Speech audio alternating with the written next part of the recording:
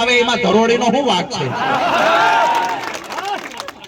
ગામડે ગામડે ગધાડા પાટુઈ આવે એમાં ઓલી નાહકની ધરોડી તો આમથી કૂટાઈ જાય.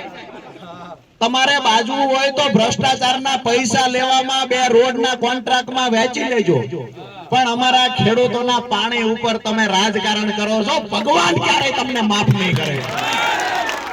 શબ્દો લખી રાખજો. આજે તમારા કોન્ટ્રાક્ટો માટે લાઈનોમાંથી જે તમને પૈસા મળે છે એના માટે થઈ અને આજે ખેડૂતોને ખેડૂતની માતાઓને તમે દુખી કરો છો. આવનારી પેઢી એની સાક્ષી હશે. જો તમે ખેડૂતોના હિતમાં વિચારજો, નહીતર ભગવાન મને બોલાવે છે દીકરીએ દીવો નહીં રહે. આ પરિસ્થિતિનું નિર્માણ થશે. તમે કરોડો રૂપિયા ભેગા કરી લેશો, કોના માટે કરશો? ખેડૂતોનું શોષણ કરીને પૈસા ભેગા કરશો.